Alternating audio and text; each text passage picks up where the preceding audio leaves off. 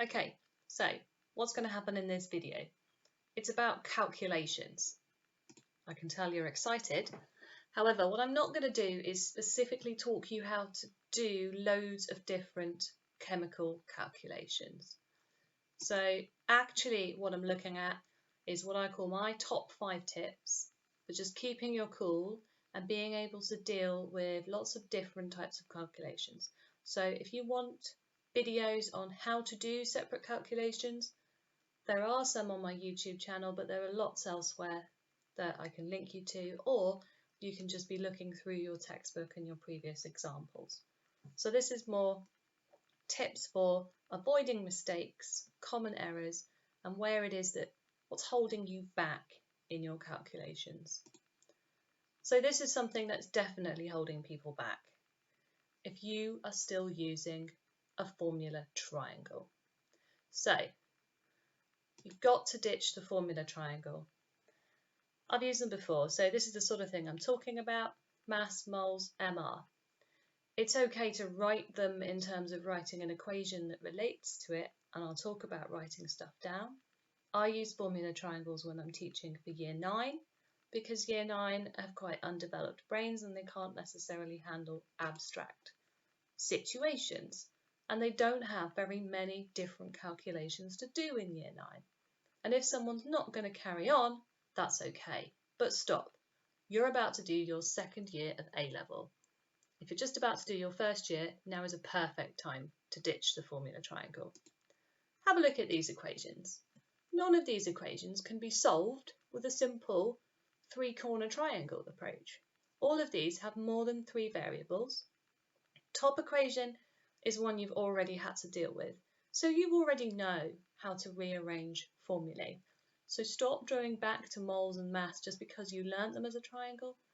Stop relying on that as a crutch. As you can see from the bottom 2 equations here, it's just going to carry on getting more complicated. You're going to have logarithms, you're going to have squares and square roots. You need to be able to find the subject of lots of different equations without sort of like divorcing your mind from the ideas. So really you need to think about how you change from one thing to the next. So that's number 1, ditch the formula triangle. Number 2, think about what the units and the numbers actually mean. So units especially. At GCSE we probably wrote it moles per decimetre cubed like that, if we used it at GCSE at all, and we had that lovely line which told us that we needed to divide. At A-level we're writing it slightly differently. So it really worries me when I hear a student say mole dm minus 3. It's telling me they don't really understand that that's the same unit, that it is moles, how many moles per decimetre cubed. So reminding yourself that something raised to the power of a minus means 1 over that. So therefore I can work out how to calculate concentration without a triangle, without rote learning, simply from the units. Concentration equals moles over dm cubed. Kilojoules per mole, same thing. We're much more used to saying kilojoules per mole, and I really want you to say units in your head as to what they mean, so that when it comes to calculating an enthalpy change, which is always in kilojoules per mole, that is how we calculate it, 1 divided by the other. Another enthalpy change example, we're going to look more at enthalpy changes this week, is specific heat capacity. There's no need to rote learn the specific heat capacity equation. You're given the units every time. You have to be given the units because they can actually change. They could be kilojoules per kilogram. So we've got joules per gram per Kelvin. So to get joules, I times it by gram, I times it by my temperature change, which is measured in degrees, but that's the same as Kelvin. So I'm using units to work out what I have to do to get the other unit that I want. Some places it doesn't quite work. Okay, so if you're having to do frequency calculations for OCR, Hertz is not a very helpful unit because it's actually per second. But say the unit and then work out how to get the units you want. So that should then take away any issues with How do I do grams per decimetre cubed? Well, clue's in the name. You find grams, you divide by decimetre cubed. Start saying the units in your head, don't just write to the minus and don't think about what it means. Okay, so we're thinking about units, we're ditching our formula triangle. What's going to be the next thing? Once we've thought about units, the next thing we're going to do is we're going to think about the size of the numbers that we are calculating and whether they make sense or not. So we're going to, number 3 is to estimate your answer before you get it. So looking at this example, how many moles are there in 90 grams of glucose? Now, we've done lots of moles MR calculations by now. We're pretty good at them, but it's still quite easy to just flip the calculation the wrong way, especially when you get an easy number and your brain sort of skips a few links and gives you an answer and goes 2 sometimes. Some of you will be looking at it and going, it's obviously a half. So how do we get to the point where we're thinking it's obviously a half? Well, we think about what MR means. What it really means. It means that 1 mole of glucose basically weighs 180 grams. That's what MR means. That means that we can stop a little bit and go, well, 90 grams is definitely less than 180. And it's half. When it's 16, it's not so easy to come up with an answer, but you can come up with an easy estimate for whether your answer should make sense or not. And so 16 is close to 18, and 18 would be 1/10 of glucose, of a mole of glucose. So therefore I could say, well, it's going to be less than a 10. Titration calculations. This is one where we could really use estimating well. For one thing, if we're trying to work out volumes or anything like that, the volumes shouldn't be way off, okay? So I shouldn't be having massively different volumes. In this case, 25 centimetre cubed, 0.088 moles per dm cubed, volume and concentration of one substance plus the volume of the other. That's a standard titration. It's not the only type of titration that you're going to get. So I would always look at the equation because the mole ratio is important. 1 mole of acid reacts with 2 of alkali. And I've got the volume of sodium hydroxide and I've got the concentration. So I'd write them underneath, and we're going to talk about writing it down later on in this video. And I would write the volume of the acid underneath there. So it's not easy to come up straight away with an answer. But what I do know about the concentration of the acid, well, it's a 1:2 ratio. If the acid was exactly the same, 0.088 concentration, I would need exactly 12.5 centimetres cubed, because you only need half as many moles of acid as you do alkali. And I know that 17.6 is more than 12.5. So already I know something about the concentration of my acid. If I needed 12.5, they would be the same concentration, but I don't. I need more than that. So my acid is less concentrated because I had to add more to neutralize the alkali. So I know that my answer for the concentration of acid, which is likely to be what this question would be asking you, is going to be something lower than 0.088. But I can go further than that, because if my acid was exactly half the concentration of the alkali, I would need the same volume, 25 centimetres cubed. Now 17.6 is quite a bit less than 25, so I also know that my acid concentration is less than 0.044. There should be an X in between there, I apologise, obviously 0.044. Okay, number 4, think about signs and think about significant figures. So signs we're going to talk about a little bit more next when we do the stuff about delta H. Signs are mostly useful when we're doing enthalpy changes, but next year or this year, depending on when you start the second year of your A level, you're going to start doing a lot more things that have positive and negative signs, a lot more delta values, so not just delta H. You're potentially going to be calculating other things. So signs are always asked for in the question, and therefore you should get into the practice of remembering that they're there. So really I'm just going to focus now on significant figures and decimal places. And what's the difference? When would I use one and when would I use another?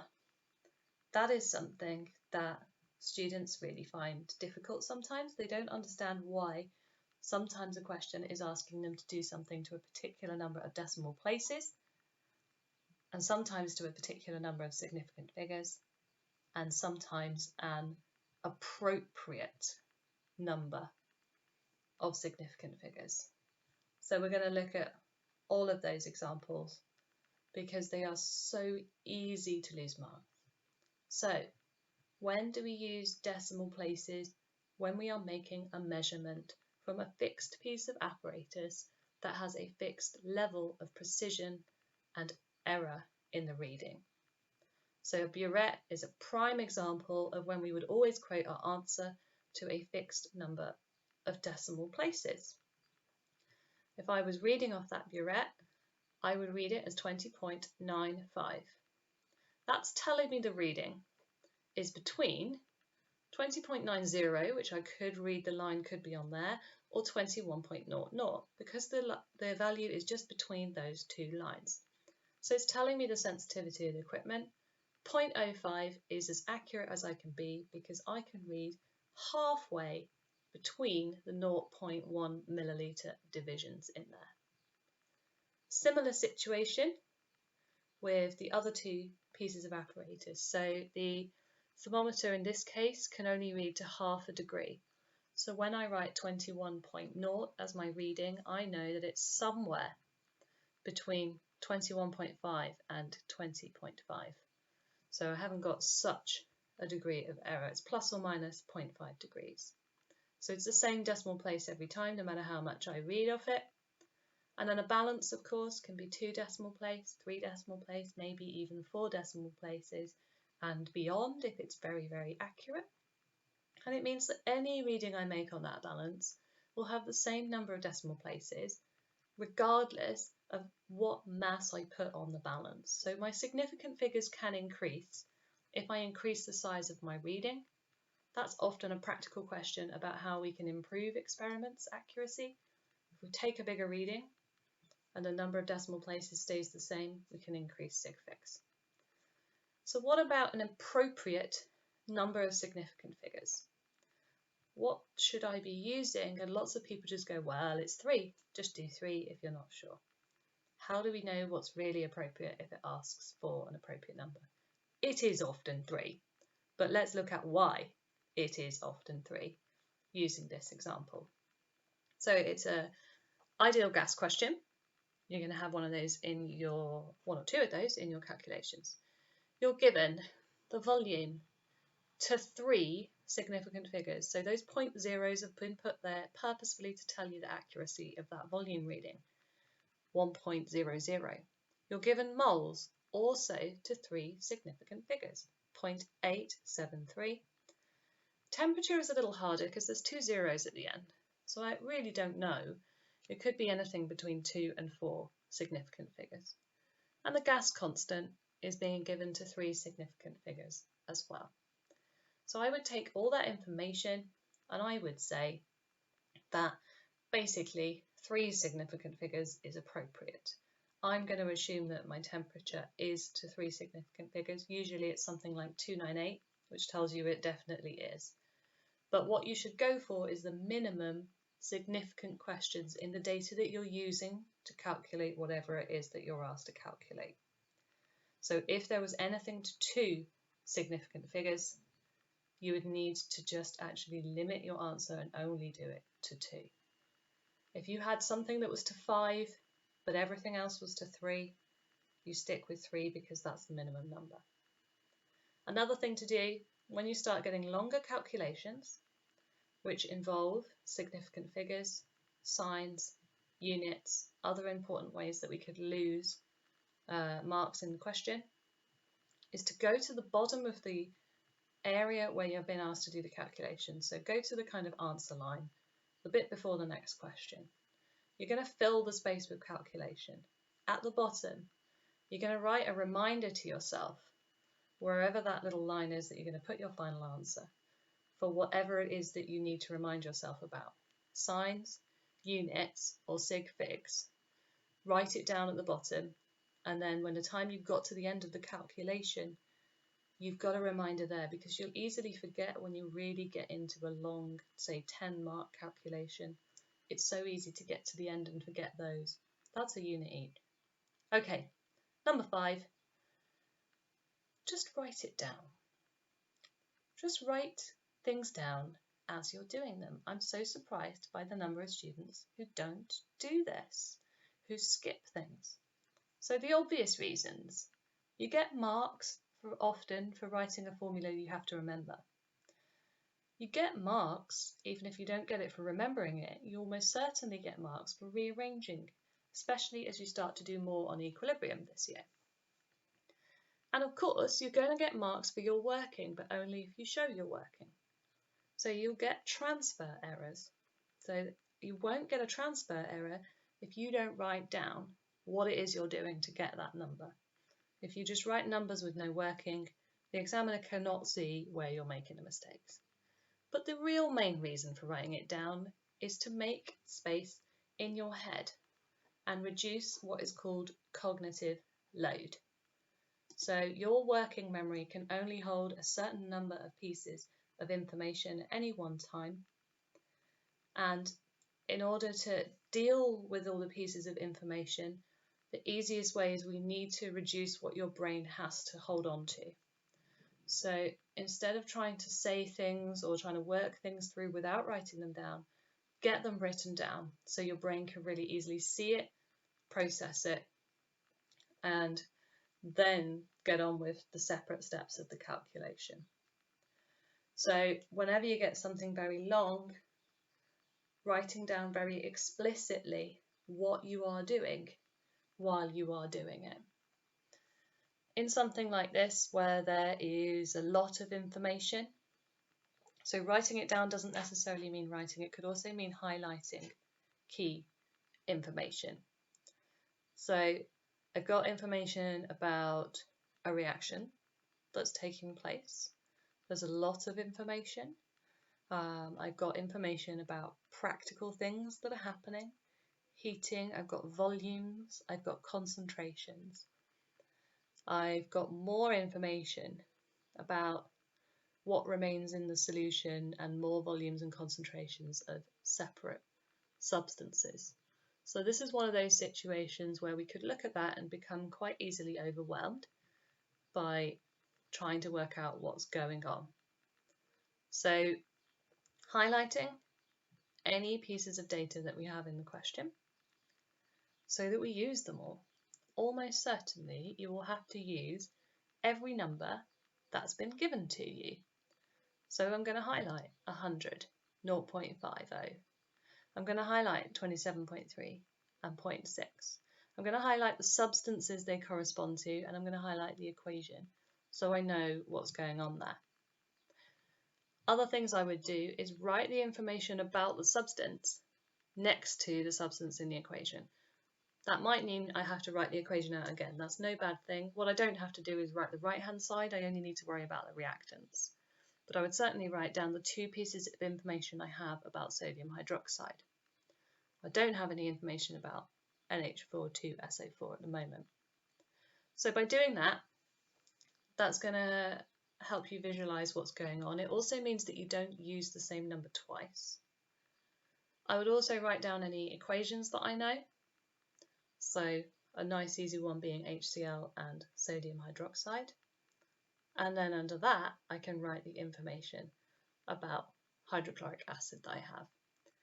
In the next video, I'm going to talk about drawing as being an even more powerful way of working with very difficult calculations, especially for titrations and things like that. But that's going to come in the next video because that's a whole separate topic. So just thinking through my top 5 again. Number 1 was to get rid of things like formula triangles and crutches and little ways that you use to remember equations, and start really thinking about what mass, what volume, what concentration means, so that you can link them together better. Number 2 was to find ways to rearrange using units, to pay real attention to units and sort of imagine the size of quantities and think about what they mean. Number 3 was really start imagining the size of things, so think about estimating stuff. Estimating the size of your answer so that if it's 1,000 out, you know it's 1,000 out. Number 4, signs, significant figures, decimal places for practical equipment, significant figures for your final calculation because the units will be completely different. And then writing stuff down as you're going along. Don't be frightened to write stuff down. It's almost like you don't want to do it in case it's wrong. Do it on a whiteboard if you have to work it out, to build up your confidence. But you really do need to start putting things on paper if you've got a fear of calculations, because you cannot get over it simply by staring at the question. Okay, so we've got another video looking at practical questions in particular, and then tomorrow you're going to have some really good difficult calculations to have a go at and see how you get on applying these techniques.